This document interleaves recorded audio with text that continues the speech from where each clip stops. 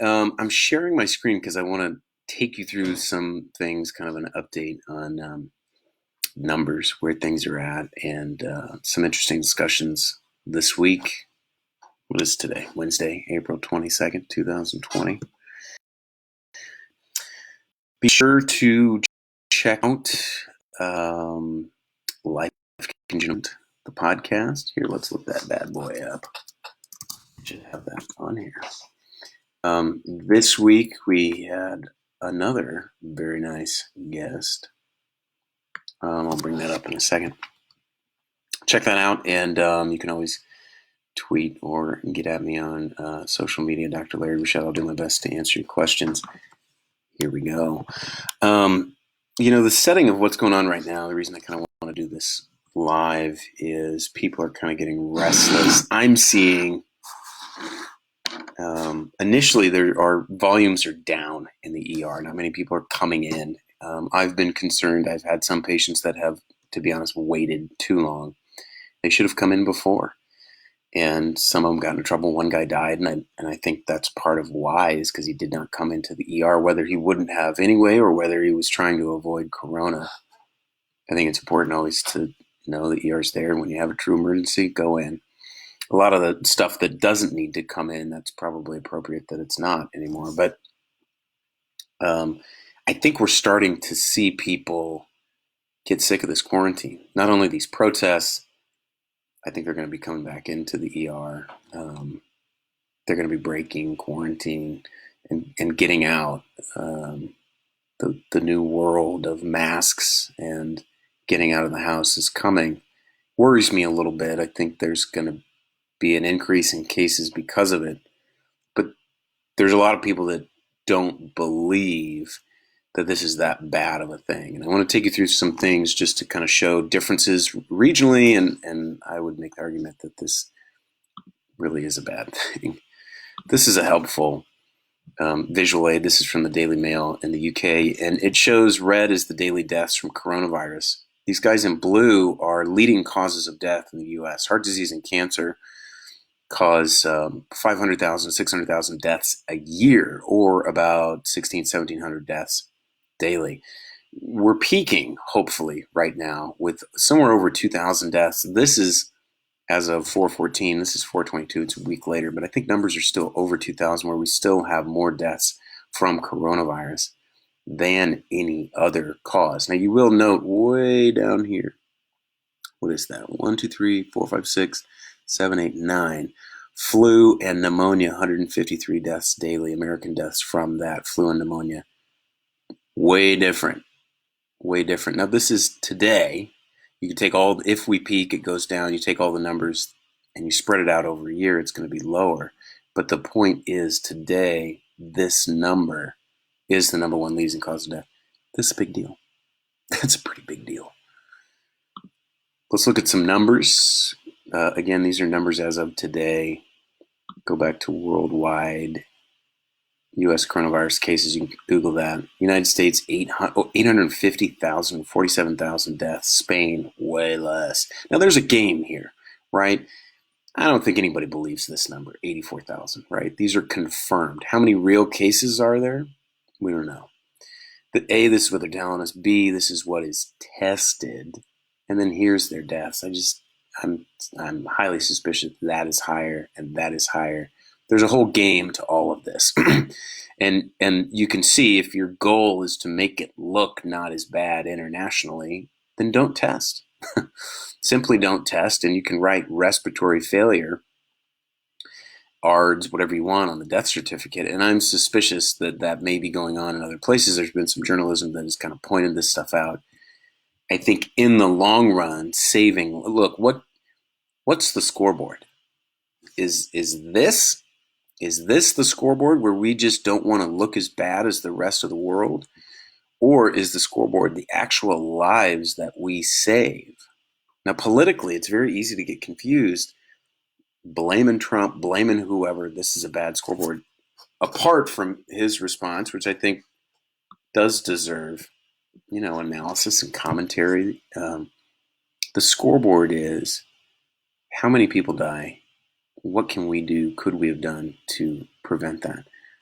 not how many official tests do we have that compare with China and make us not look as bad and play that little political game. Like, the real thing is, it's the body count. That's the scoreboard, weighed by the cost of all of these things we're doing in the economy and all, that negatively impact the economy, and how that trickles down and affects people. I think that's the real scoreboard.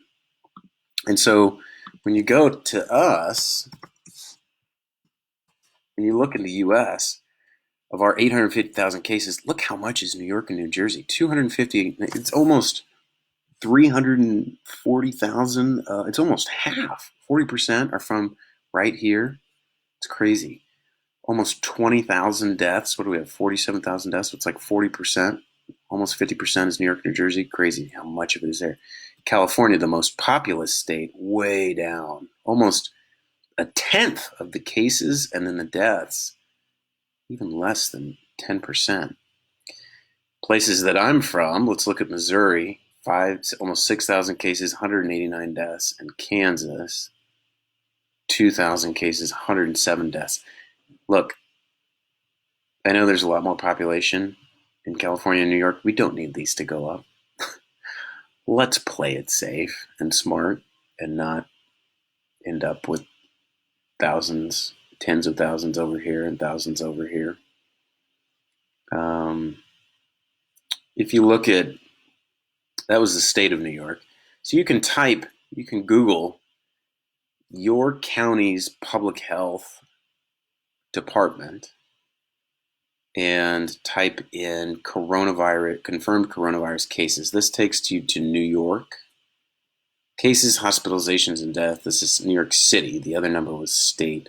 138,000 cases, 35,000 hospitalized, almost 10,000 confirmed deaths, 5,000 probable deaths. Well, what does that mean? Well, up here they say people who had a positive COVID and died, where they actually confirmed it. That's what confirmed death means. Probable means it looked like corona in every other way. Maybe it was the CAT scan finding, maybe it was the history, maybe it was they had a known exposure. You can tell, you can be highly suspicious when you see a patient, even if the test isn't positive. Tests aren't 100%. They're all great. Maybe somebody died before you got a test on it, whatever the reason. Still a handful of counting it like that. This is the appropriate way to do it. It's going to make those numbers look bigger and probably look worse compared to other things. But the scoreboard is the body count.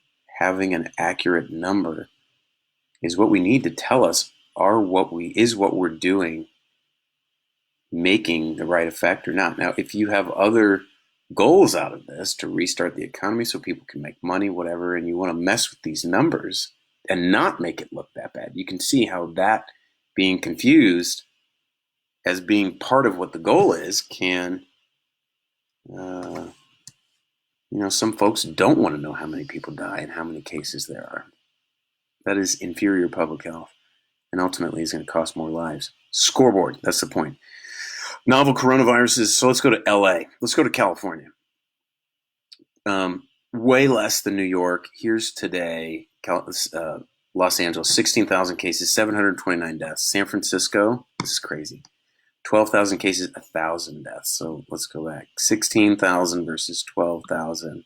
729 versus 1233. LA is way bigger, so these numbers I think they're comparable. I don't know what it is per person or per million. But they're just nothing compared to New York. And people say that is because of social distancing and what California has done. I don't know that the sun has as much to do with it. I think New York's population density, people living on top of each other, I think that plays a big part in it. Yes, somebody is cutting the grass and there's a helicopter flying by. The last thing I want to do is, Bob Walker is a UCSF professor of medicine. The guy's great. And I just read his stuff. It just keeps me appraised as what's going on. This is COVID cases at UCSF. It's just not that many. Only one death at UCSF. 3 people are intubated. The thing you talked about last week, there was a fellow at a hospital in New York, 200 were intubated. It just has not hit San Francisco nearly like it has New York. This is another just example here. Last 4 days, no deaths. New York's having greater than 150 deaths daily. It's getting better, but that's still, yeah, there's a lot bigger populations, but New York's been hit 10 to 20 times harder than San Francisco. There's a lot of reasons for that, and it's like, how can we be more like San Francisco, less not like New York, given the environment, given the fact that people do live in these high rises and everything, and part of it is an environmental thing, but then another part is what's policy, what's the right thing to do. So this guy's article, this is good. This is a New York Times article, and you can see this, Bob Walker. Here's his Walker Twitter. There's a lot of things they're talking about in the future. I want to talk about what is the future going to look like. And this guy brings a lot of things up that I think are important to talk about. One of them, and we should be really clear about this. For those who have said hydroxychloroquine is a great treatment, it's going to be out there, i.e. Trump, that's not correct. It's a maybe. It's experimental. And really all the stuff that we're seeing, it's not a great treatment. We all want that. We're all hopeful for it, but that's not what it shows right now. That's Trump speak. Talking about having football games and reopening everything, going back to normal, is denial of the reality of what this thing is. If we were to do that, to have football, to go back to normal, back to the scoreboard, the body count's going to rise, and significantly. I think what's going to happen is there are states that are going to go forward, Texas, Georgia, that are going to reopen stuff, and you're going to see a spike in cases. And this is going to, a lot of this is going to be a medical integrity issue with public health. Are we checking them? If we're doing adequate testing, which we have to do, I'll talk about this in a minute, you're going to see stuff go up. And so it's just going to be a little state-to-state experiment. Some are going to open back up, and we're unfortunately going to, the ones that open up sooner and more aggressively are going to have more cases and more dead bodies. And then we're going to back out. So it's going to be this dance. We're going to try this and see how it goes and back off. And it's going to be back and forth. But the scoreboard is cases and deaths, and that's what we're adjusting this policy to. Does that make sense? And so there is an experimental live action. It's happening right now in vivo experiment of policy of going back to work, reopening the economy, etc., and how that affects the bottom line. You've got to have those tests to know if it's making a difference or not. And I know that there's going to be politicians, there's going to be people who don't want to know. They just want to open things back up and get back to work and don't care if folks are going to die from this. That's pretty clearly the wrong thing. But this idea that we're going to reopen everything, have football games, baseball games again this summer, it's fantasy land. What's reality going to look like? Things like temperature checks. There has to be, the key to really stopping this thing is going to be testing. And then when people are positive, they absolutely have to quarantine and isolate, and you got to track down their contacts and you got to test them.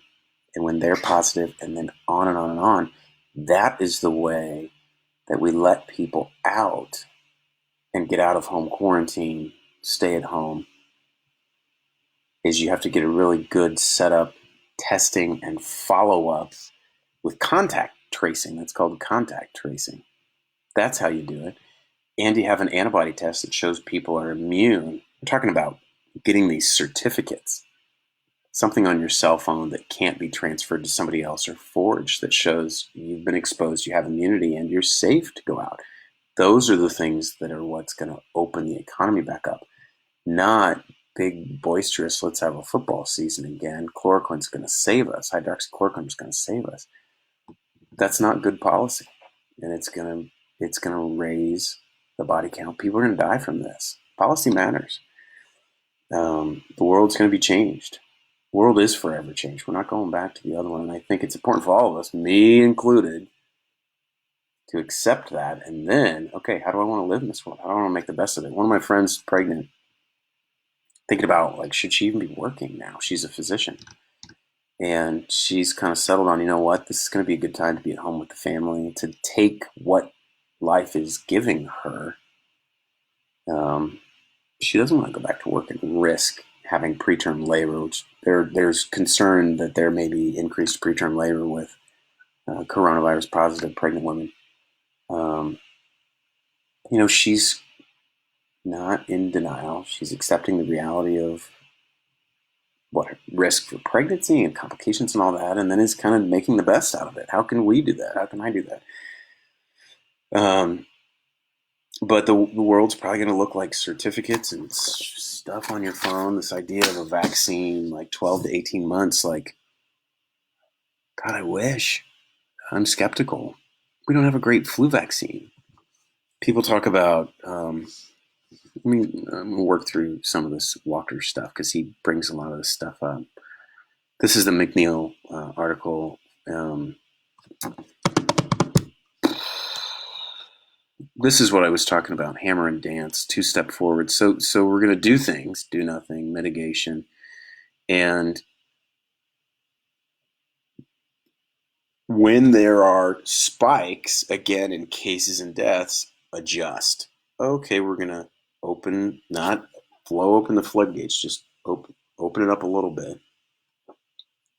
Things, see how it goes. When cases spike, back off. It's going to be a moving target. Adjust. And you can see on this, all of these things to do to prevent it, testing, treatment, vaccination. So here's just a thing that he talks about with vaccination. How can you make 300 million vaccine doses? The maximum capacity in the US is not even 10 million a year. So even if we had a vaccination, who's going to get it? Fastest vaccine in history took 4 years, not 12 to 18 months.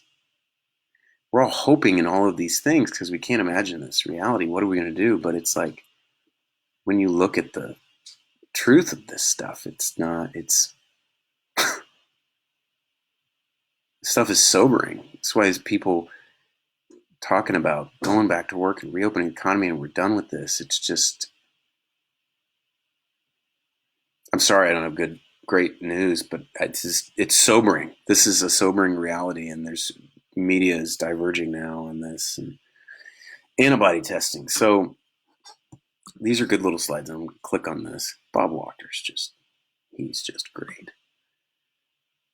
So the pink is you get infected. Okay. Red has COVID. So you get an infection, here you go. This guy right here is somewhere in the middle of your infection. Your body starts developing antibodies to the virus. And as these antibodies go up, they kill the virus. And the virus goes down and is gone. And you have these IgM antibodies, immediate antibodies. Virus is out of your system. You then develop longer term antibodies. See, IgM goes away. This is probably weeks, months. IgG, a longer term antibody, rises. So if we had a test that could show, I've got IgG antibodies, then I've had coronavirus probably months in the past, weeks to months in the past. If I've got IgM antibodies, now the interesting thing in here, I don't know if he says it. Does he say it over here? I think they say this is 11 days. That it's felt that the time between exposure and development of IgM is about 11 days. So if you're sick, in the pink, you would get the test that would be positive or negative. It's the coronavirus COVID PCR. Yes, you've got it now. Once you clear it, you could get a test that showed, I've got antibodies. I'm probably immune. And there's a question of, do antibodies mean you're immune? I think they do. But some people are concerned, the implications of that are big. People feeling immune and going and working more like they're invincible. If somebody's immune, can they go back and work at a nursing home or a jail? God, you'd hate to expose people if they're still shedding virus, even though they have these antibodies. I don't think that makes sense, but that's part of the discussion. So this is the antibody thing. Now, so this is the basic, how the antibodies work. But the problem is, number one, there's so many antibody tests. Because of the emergency, FDA has lowered standards, has let all this stuff in. They're terrible tests. false positives, false negatives. They're just not very good tests. What do you do with that information? Probably you take them off the take them out of the market and get them out of there until they're good stuff. But then there's all these other issues, and he kind of points them out here. Does it mean that you're 100% not going to get it again? There's this question of convalescent plasma, or could you take somebody who has been exposed to infected with coronavirus, who's got the antibodies, could you take their antibodies and put them in somebody who just got infected and help use that convalescent plasma as a treatment for people who are sick from corona? There's studies on that. I haven't seen promising data, but it's an interesting idea. Here's another thing. So herd immunity. So for COVID, you need 70% of the population to have antibodies. In other words, 70% to have gotten it, coronavirus, cleared it, and be immune for the virus to die off. Oh, that's depressing. It's like 70% of us are going to get it. Right now, San Francisco is like less than 1%. I think New York is maybe 10%. This stuff is going to keep going until we get 70%, unless we have a vaccine. That's why this is serious, and this go back to work stuff, go back to work, open the economy thing is just fantasy land. And then the vaccine. And the vaccine can give people, here you go, antibodies develop about 11 days after onset of symptoms. So that's when that antibody test, theoretically, if it were a good test, would be positive. That's a blood test. It's either a drop of blood from your finger or a blood draw, as opposed to the nasal swab, which tells you if you have active infection right then. So that's a little bit about antibody. And there's this Stanford test. He's going to talk more about this in his tweets, but he gives other things to talk about. The Stanford thing, I don't want to get into this. It's just, I think the point of this, he kind of has a lot. He's kind of skeptical of the conclusions of a lot of the Stanford tests. And it's a good conversation, and I'm going to kind of leave it to the side because I think it's beyond what we're doing here. Yeah. Anyway, so there is that and all that discussion. Hello, Nicole Medeiros. There you go. So I hope that was helpful. This was supposed to be a Facebook Live. I don't see anybody. I don't see anybody watching this thing, so I don't know how to interact with anyone. Usually I can figure that out, but whatever. I was just trying this thing to see if it was helpful to kind of show you some things and give a better sense of where we're at now and what's going on with that. So if you have any questions about that, send me a message. I hope this has been a helpful thing. Check out Bob Wachter's Twitter for more good updates. I find him to be very reliable, and this is the conversation right now and where we're at. This is where we're at. I think the conclusion really is we still got to be really careful, and I think it's going to be foolish to open everything up. I think what we have to do is say, how can we get people back to work? Because we can't do this forever. It's ridiculous. But how can we do it in a smart way that really minimizes the death toll? That's the scoreboard, is how many people die from this thing. Dr. Oz got slammed several days ago for talking about this Lancet article where he said, well, keeping kids out of school, that's only 2 or 3% of the people that are dying from this thing. That's not a big deal. And it just came off, and I don't think he meant it this way, but it just came off as being like, look, we can sacrifice 2 to 3% to send the kids back to school. And it was like, that sounds bad. That's thousands of people. That's thousands of lives. And probably the role for the good TV doctor in that case is to protect people, to protect the sick and advocate and speak up for them. And minimize the people dying from this, because there's going to be a big political push from people and big business to get back to work, and we don't care if it's going to cost lives. Well, what number does it matter? A million, of course, but like, how many thousands are we willing to sacrifice to get the economy going? I mean, it's an honest question to have, but got my concerns about that. So there you go. There's some updates. Any questions? I got to figure out how to get this thing more interactive. This did not work as I had hoped. But for those of you that find it, I hope it's helpful. Maybe I'll do it again. Send me some. Oh, wait a minute. Is there?